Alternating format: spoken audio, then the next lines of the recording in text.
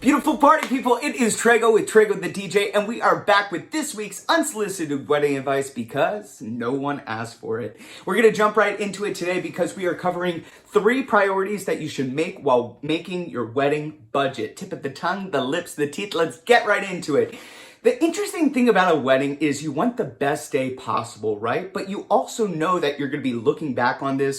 And what's really interesting is I see and I talk to a lot of bride and grooms that say, hey, we're going to have our photographer, but we're not going to have a videographer. I think that this is a mistake. Anecdotally, in 2017, we got married. And the day after our wedding, we were like, wow, that was an amazing party. But immediately I started to think, am I being biased here? Am I looking at this with rose-colored glasses? Was it really that cool? Once we got our wedding video back, I was like, oh, it really was that cool. That was the best day of our lives. Andrea Leslie of Andrea Leslie Weddings and Events, somebody who I really look up to in the industry, said that at her wedding about 10 years ago or so, that she did not have a videographer, and that was her biggest regret from her wedding. And she's not the only one that I've heard that from. I mean, I've heard plenty of people say, man, we really should have had a videographer. And once the day is gone, you can't have that back. So I would highly recommend working it into your budget. And last but certainly not least on this point, and it's a little bit more of a morbid point,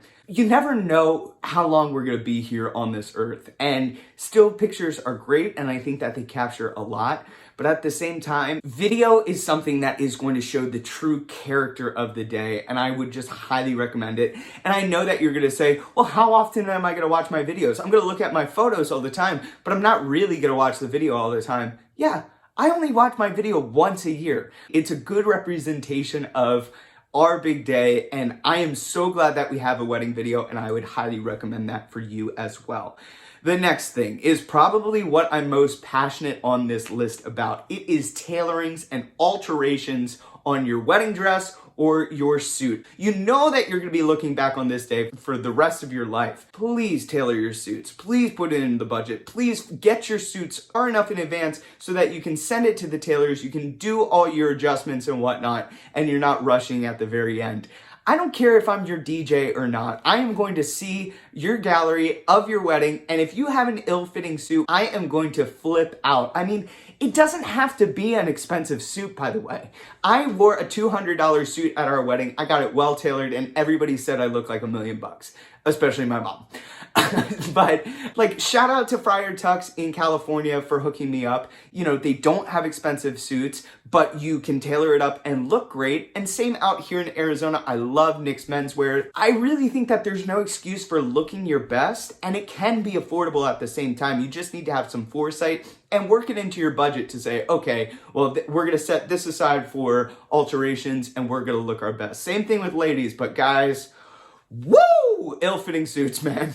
And then last but certainly not least, have somebody at your wedding who is a wedding planner or wedding coordinator or somebody outside of the venue who's able to help run the timeline and make sure logistics are happening and make sure that the tables are set and work with the other vendors and everything like that. There's different packages that a lot of wedding planners have, and it might be full planning or semi-planning or something like that, where they're kind of taking you through everything and it's more of like a white glove 5-star service.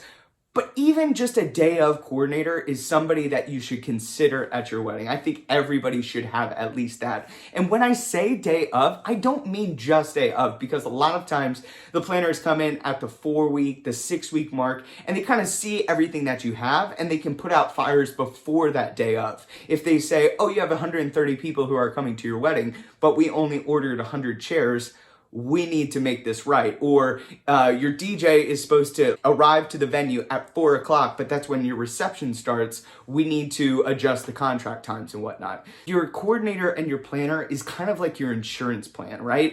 You're gonna spend all this money on your big day. Why don't you spend another 5 to 10% to make sure that everything works out well so that you're not looking back and be like, wow, that was a complete disaster. But when you lay back in your bed at the end of the night and you say, wow, that was the best day ever, you should give your wedding planner, give your wedding coordinator a little bit of love. And that was Trego with Trego the DJ with your unsolicited wedding advice. You know the drill. You don't have to take it. You just got to listen if you're watching this far. All right, that was Trego. Out.